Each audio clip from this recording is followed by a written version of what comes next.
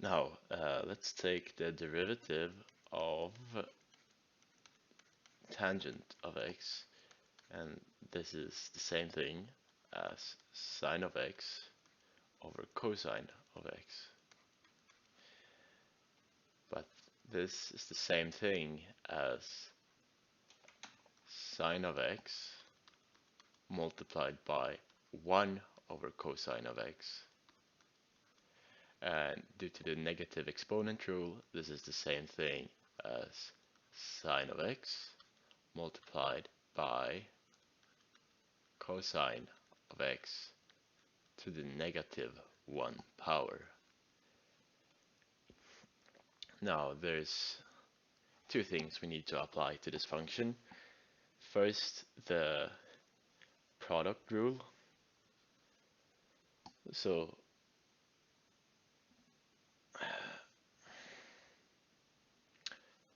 okay, what's the derivative of sine of x? That's cosine of x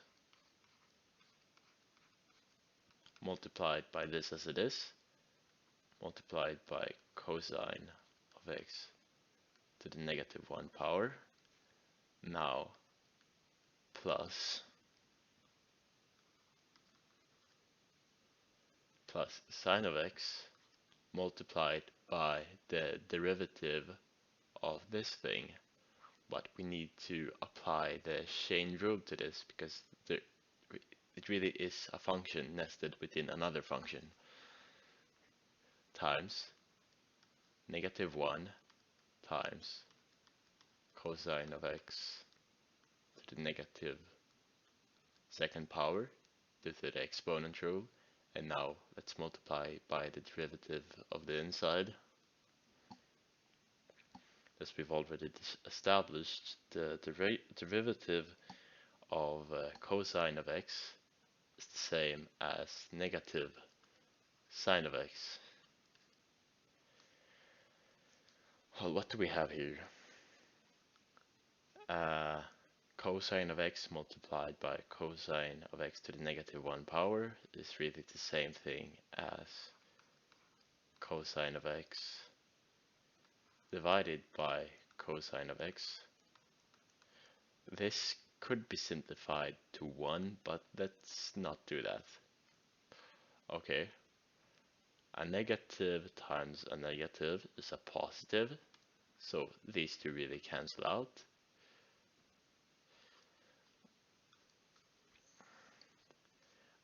Now here we have sine squared, sine times sine of x divided by, because cosine of x to the negative second power is really the same thing as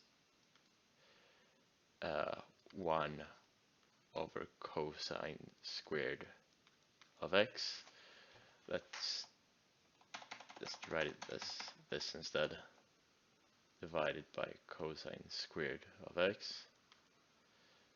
Let's ignore this.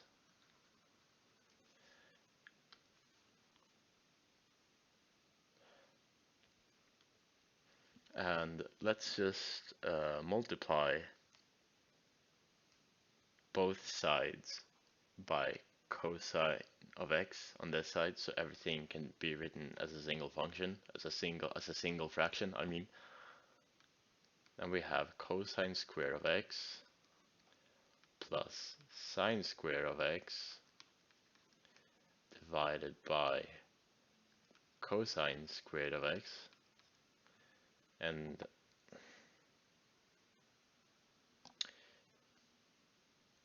remember, cosine squared of x plus sine squared of x will always be equal to 1.